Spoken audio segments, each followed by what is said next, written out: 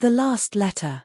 It was a rainy evening in London when Elara stood at the window of her small apartment, holding a letter she'd written but never sent. The scent of wet asphalt crept in through the half-open window, mingling with the fragrance of fading roses from the vase on her desk. The letter was meant for Aidan, the man who broke her heart, healed it once, and then shattered it again. They met 2 years ago in a book cafe nestled on a quiet street. She was sketching strangers for her art project. He was scribbling in a leather journal. He caught her drawing him, and instead of annoyance, he offered her coffee and a smile that disarmed her. Their love was not a slow burn. It ignited like a wildfire. Midnight walks, spontaneous road trips, and kisses under moonlight, they had it all. But love isn't always enough. Elara had dreams, a scholarship to Paris for art school. Aidan had his roots, a mother with Alzheimer's and a family business he couldn't leave. They promised to try long distance, but promises are easily broken when hearts are strained across continents. 6 months after she moved, Aidan stopped replying. The messages became shorter, colder, until they stopped. A month later, Elara saw the photo, Aidan with another woman, laughing, his hand resting on her lower back like it once did on Elara's. She cried for days. Her art turned dark, stormy. Her smile, once her signature, disappeared like smoke in winter air. Now, a year later, she held the letter she had written the night she found out the truth.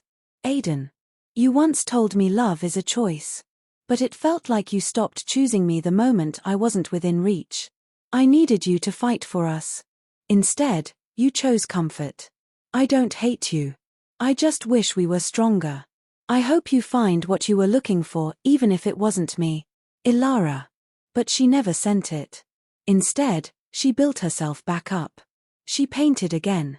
She traveled. She started a small YouTube channel where she told stories not of heartbreak, but of growth. People resonated with her pain turned purpose. Just as the sun pierced the clouds that evening, her phone buzzed. An unknown number. She hesitated, then answered. Elara, a deep, familiar voice asked. Her breath caught. Aidan? Yeah. I wasn't sure you'd pick up. I've been watching your videos. You're incredible. What do you want? She asked, calm but guarded. I was a coward. I let go when I should have held on.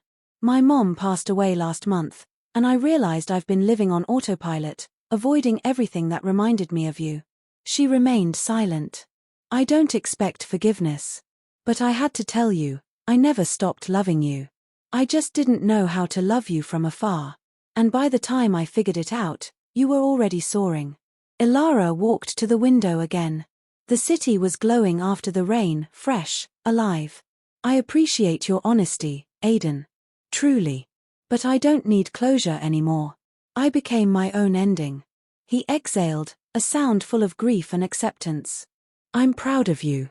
Thank you. Take care of yourself. She hung up, not with bitterness, but with peace. Later that night, she did something she hadn't done in months. She went dancing. Not with anyone, just by herself, barefoot in her room, music blasting. Her eyes sparkled as her laughter echoed. The next morning, she tore the old letter and flushed the pieces away. In its place, she wrote a new one. Dear me. You survived. You thrived. You learned to love yourself through the ruins.